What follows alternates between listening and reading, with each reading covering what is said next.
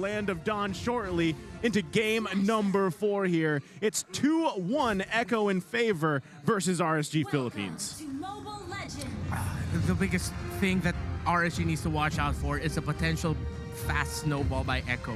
Because they have an Atlas, yes, you'll have a Time's Journey early on that could help out taking away those setups by the Fatal Links. Again, though, we've seen time and time again in lineups where it's roamer tank versus roamer support squishy healer type, there is a risk of running a snowball here. And with the Karina, RSG really need to watch out for their positioning. Yeah, and you know, what I noticed too, now that this is the second time Demon Kite has picked the Paquito jungle, previous game he played it, he had the killing spree. Now he's got the high and dry, right? Is that just simply because he's not working against a Faramis ult? And using that kill, you know, the high and dry wouldn't have worked so well against Faramis when everybody's clumped around that cult altar? Yeah, potentially too. There seems to be a lot of opportunities based on the lineup of Echo for Demon Kite to actually find pickoffs. And again, having someone like a Paquito with a jungle emblem, with a Assassin emblem such as the high and dry means he can solo invade if he wants to, maybe catch Carl TZ off guard, or be just a massive threat in terms of split pushing, because he'll be able to split push well enough that one defender on the side of Echo might not be enough. Well, the way I read this high and dry is, for the first at least big engagement, RSG is going to go for alpha strikes. And if you can't find a big 4v4, 5v5 fight, then yeah, Demon Kite is going to find that kill, and then the high and dry is going to help him do that. It'll help quell the early game advantage that Echo has in these huge team fights that all dudes are in. Yeah, and again, working around the ultimates, the CC coming out from Echo. Quiet. It's a quiet game because still a lot is, even though technically the team that loses here in this series still has a chance. Obviously, they want to secure that slot for them going forward, but already Turtle going to be worked on at half health. And it's clearly going to go to Echo's side here. You're waiting in reverse time onto Sanford. It's his turn to play the Uranus, and it's working wonders. It's able to draw a line between Echo and RSG, and yeah, this is that early game advantage y'all were talking about. Yeah, safe, fast rotations for Echo to get to the point where just when Demon Kite started taking his second purple buff, Echo were already secured the turtle. So let's see if they'll keep this tempo up, because again, they definitely can, and if they do, RCPH might not even be able to reach to the point where their Fars and Bruno will be a threat.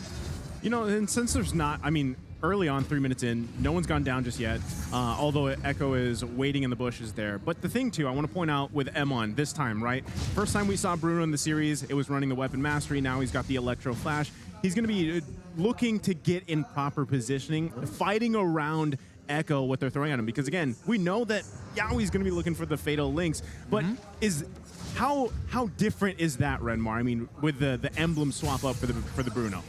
Well, for the Bruno, the Electro Flash, it gives him that extra movement speed, you know, every basic attack. It's not always, there's a proc to it, but it allows him to just give a little bit of wiggle room to get the safety and be able to damage from a safe distance. And this is that high and dry advantage you're looking at right now. If they can't force these 5v5s, 4v4s, then we'll just find singular heroes on the map. But look, Echo with the clapback. Yaoi with a perfect match misses the Fatal Links as Demon Kite dodges out of range.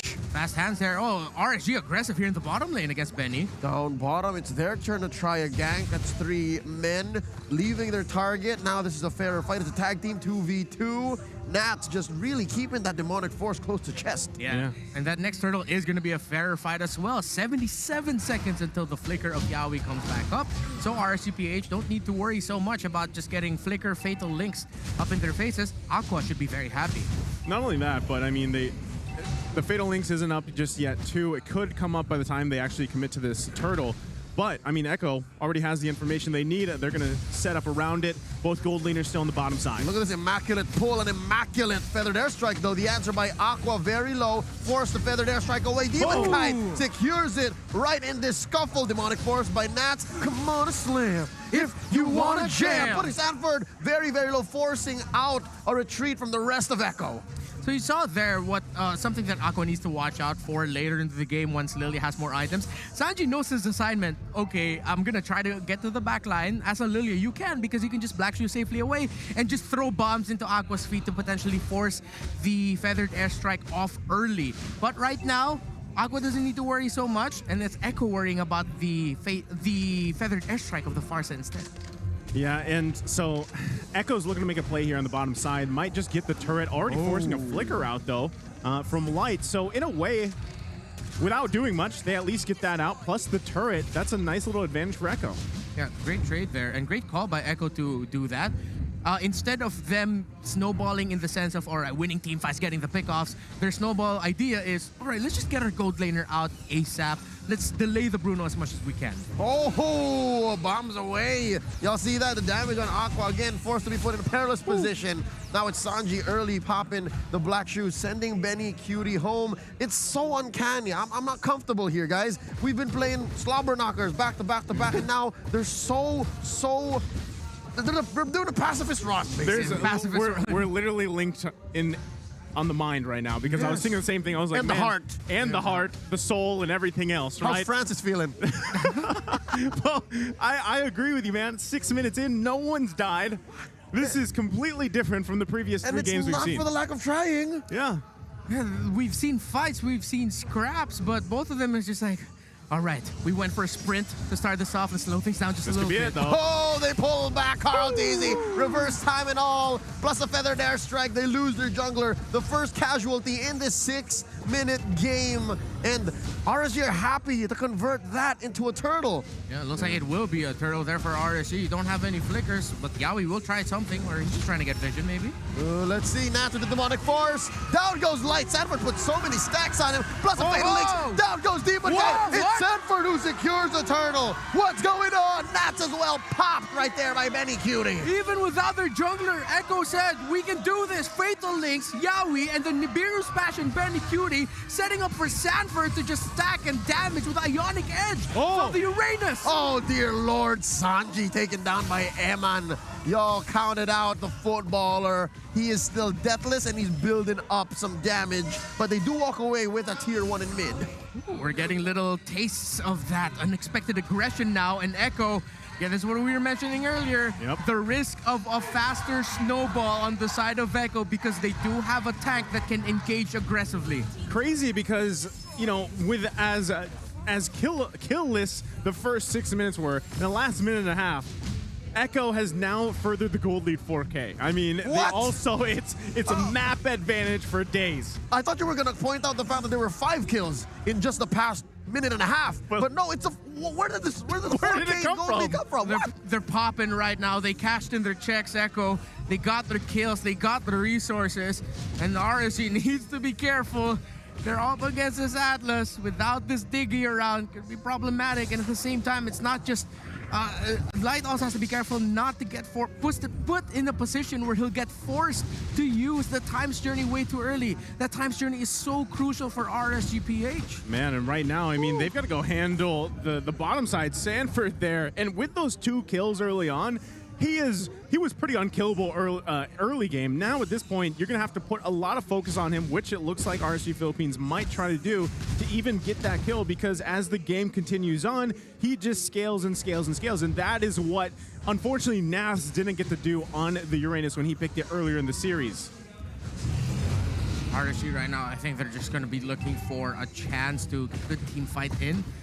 Then with the looming threat of just being dived upon, the formation of RSG is so static with his Farsa around that Echo just seems like the right team to play aggressive and just shut that idea down. Yeah. They're forcing cross-map responses, like either you let this turret go or you give us the Lord, and they're getting both. Look, the wave pushed in by Sanford down bottom. Lord here at less than half health. 4 men from Echo, forcing out 5 from RSG. The response, this is where we're seeing the 4K gold lead. That's a lot of items that they have above their opponents. Now it's just Nats and Aqua here in the Lord, with 3 going off against Sanford, and they get it anyways. Carl TZ's retribution secures the Lord. Yeah, confident take there on the Lord by Echo. Sanford provided all the information. 4 of them are here. Demon Kai too far. You have great positioning. Echo takes the Lord without a hitch.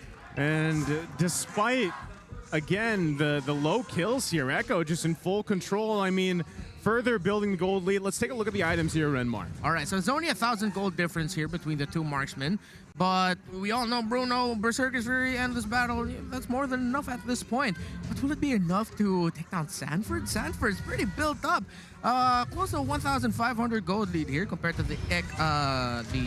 close to 2,000 rather, or 2,000 gold lead here for the Uranus compared to the Phoveus. So that's a good idea of how tanky this Uranus is. This is that early game Uranus hypothetical idea of a great early game we're talking about here, wherein does your opposing team have the right tools to burst out this Uranus? At this point, RSG doesn't look like it. Yeah, this is a tough situation. They're going to lose more and more turrets here. Already 10.5 minutes into the game. They're pushing in here. All right, so they made the most of this Lord already, pushing tier 2s all the way in. Echo should be happy this way, and indeed they are forcing out the Holy Shields from mid and bot. Hell, even top got popped. So this is a purple map as we're looking at it. Echo right now in full control, and just a testament again to making the right call at the right time. Quickly getting their gold laner out of lane, converting a win in a team fight into another turret push up top.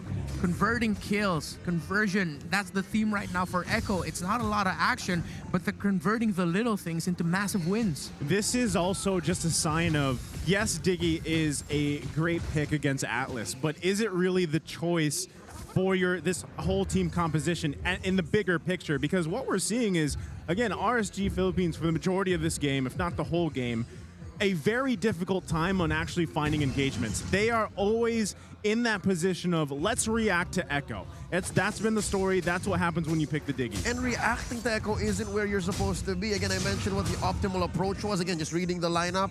It should have been an Alpha Strike. They should be the one forcing fights, raining down the damage, and leaving Echo wondering what happened, where it all went wrong. That's what the Diggy buys you. It's not always defensive. But now, they're on the full defense. That's where this 8K gold lead's coming from. Yeah, that team fight went earlier by Echo, wherein RSG picked off Carl Teasy, but they didn't expect Echo to just fight out, dive them, and then just get blasted by the Uranus of Sanford. Even Sanford getting that objective take there. I believe that was the second turtle of the game, if I'm not mistaken. That just completely changed the tempo of the game. It changed the possibilities of what RSG can do for an early game climb. This is going to be a late game climb, but long one even, if Echo don't give them any space to turn the game around. And with how they're positioning, how they're playing, how they're controlling the map, Echo are still sticking to their very disciplined guns. I mean, even Demon Kite's just like, you know what, just give this to Echo here. We are so far behind, 9,000 gold. Might as well just give it up and then go for the defense. It's so quick. They took the Lord and they did it in such a calculated fashion, surgical precision across the map. Folks, I wonder if you'll agree with me, but this is Echo's best impression of RSG at their finest. Yes. It's so procedural, it's so disciplined. This is RSG cosplay. Yeah, you can cover up the names. That looks like, hey, Exactly. wow, that's a great MSC 2022 RSG cosplay there. Right? It's kind of uncanny, and it's crazy too, because again, a lot of people's eyes were on Echo in this season's playoffs, especially what happened, how things transpired for them last season. So an amazing start here for them if they can definitely close this game out. This Lord marching down the bottom side will obviously get Echo to crack open the base of RSG Philippines. Still, even if they go on a full-on fight, a lot is going to have to fall in place for RSG. Oh, forcing out an early Black Shoes. There's the Feathered Airstrike from Aqua, so they'll have to wait for that bit of artillery to come back online. Mind you, there's still a Flicker and a Fatal Lynx on the Lover Boy down bottom. There's the Lord charging onto that inhibitor. Emma just kicking balls, trying to save his turret, but it's not gonna happen. They're gonna get what they want. Now mid is up next. Yowie, perfect match, looking for Aqua. Wow. Just spaced out the right way. Can they take down his inhibitor? The answer is no, they clear it out. Nats with the Demonic Force and the Feathered Airstrike. There you go. And he's still going. He's still going. Sanji's in trouble. Emma gets a crit onto that mage. Down goes Sanji. That was a heat check there by Eman. 3 hits. The moment Sanji got within range of his basic attack, he said, let me show you how much I hurt right now. And that is what Echo needs to be careful of. What I want to go back to is what Aqua did there at the start of that push. Immediately popping that Feathered Airstrike to make sure that the Black Shoes of the Lilia is gone. That is what RSG are targeting at in terms of their defenses. With the black shoes gone, you minimize the aggression of Echo by just a bit. But that little bit is enough to give you space. Not only that, but also just the fact that, I mean, Yawi held on to the Fatal Links. He held on to everything. I mean, even the Flicker. That's discipline, right? With the massive lead that they have, you almost, part of you expects like, all right, this is Yawi. He's just gonna, you know, go in, initiate, and force the situation. But they didn't. So RSG Philippines managed to get a kill there on Sanji, like you guys mentioned. But still, it's a long road, a tough road ahead of them if they actually want to take this game. Because despite the low kill count, you cannot discount the gold lead, the economy lead right now. So, but again, this could possibly be the stepping stones they need to actually contest the next Lord. But already, is that something that RSG wants to actually risk? Because the whole time you also have Sanford putting pressure now on the top side. And he does so with impunity. He doesn't care. It takes so much for RSG to punish this Uranus. Hell, even that Lilia, you don't see what Sanji did underneath a feathered airstrike? How's that for a heat check? Even Sanji says, no, I'm feeling it too. What are you talking about there, Aqua? But Echo needs to watch out for that Farsa, definitely. Already picked up the Divine Glaive. This isn't a super tanky lineup on the side of Echo. Feathered Airstrike will be devastating. RSGPH might not be even able to get close enough to this Lord because look at Sanford. Yeah, and look at Light as well. All he can do is say, yeah, they're doing it. Yeah, they're doing it. And then Aqua responds with a Feathered Airstrike, so they'll have to wait for this. And I think that's a clear sign. Echo commits to this Lord. Look at this Nat pop in the Demonic Force. Yawi looking for a perfect target. Sanford deals some damage. He secures the Lord. He's very low, but he got away with what he wanted already. Pops the Immortality. Nay, he didn't have it. There it is on Yawi. And DK walks away. DK for DK once more. That's 2 down for Echo. I don't think they're going to be able to capitalize on this Lord they just secured. RSG showing signs of life. Great counter punish there by RSG, and the burst that RSG has for days is the trump card right now. We're in Echo. What happens when you've committed so much? What happens when you've used your abilities too early? RSG just showed it. Yeah, we can counter punish you. Despite that gold lead at 10K, the RSG page has the damage. I mean, it's crazy to think, like, these small victories that RSG Philippines are finding are really, you know, how does this work in their favor in the long run? Because yeah, still it is that massive gold lead for Echo. They've got to handle this Lord here, plus those powered up minions, which are doing pretty fine with. But still, Echo in a position to actually force a situation here if they want to. Barely holding on to this mid turret. RSG Philippines will most likely have their base exposed and be in a tough situation because here comes Yawi. Oh no, mid lane seems to be the next on the docket. A failed Fatal Links to open up this engagement. Sanji forced to use Black Shoes into that war zone. Down goes the Lilia. Sanford getting jumped on by Nats. Cutie punishes the Phobius a little into deep. Here comes Yawi looking for a frigid breath. Stunning, freezing, maybe even just one, and they end up with a trade. Sanji for Nats. Now it's Cutie with his own heat check. All right, Nats, you're feeling the demonic force. I can just burst you down in the face. From 50 to 100, that's where Nats went. Oh no, they're looking to finish, but Aqua says, not here, not today. Oh, Yawi's here. Minions. And Yawi comes in with a Fatal Links. Aqua's life is in danger. Here comes Demon Kite. Thou shalt not kill my mage, pushing them back. It's 4v4. Can they survive? The answer is yes, because Eman is here. He's bringing the damage. Down goes the Atlas. Down goes Sanford. 2 for none. Oh man, they hold on. They hold on here, Redmar. There's something about RSG right now. There's something I want to go back to earlier when we saw RSG before that first Lord fight that we saw. The camera panned on Demon Kite. And what was Demon Kite doing? I saw him smiling. I saw him laughing even. There's something about RSG right now where I feel like they're saying, guys, trust in our lineup. Trust in our burst. Trust in our ability to wave clear and counter punish. And that's what it looks like RSG is trying to execute right now. The idea that they can turn this game around. They shrank the lead down to about 6,000 gold here. Popping Sanji and then putting him in a very uncomfortable position. Even Aqua, yeah, he's been in peril this whole time. A huge target on that Farsa's back, but he's doing all right. This is gonna, again, Lord coming up here in just a couple seconds. Everybody's gonna be available and up here for this. Do they take this swiftly, or does it go in the hands of Echo? That's going to be super crucial here. Both of them starting it up. Again, look at the top side. Sanford will be putting pressure there alongside Benny Cutie. Oh no, can you smell it? Can you smell it? Shades of Echo. They've done this in the regular season. They're hiding Benny. They're hiding Benny. This might be it. It's a 3v4 here. Only Eman gonna respond to that feathered airstrike, spacing away the remaining members of Echo, and they're very low. Yaoi especially. Demon Gun, look at the base! Look at the base! They're not letting him go home! Benny Cutie! He's going for it! Benny Cutie! Benny! Benny! Damn you, Benny! Damn you! He did it again!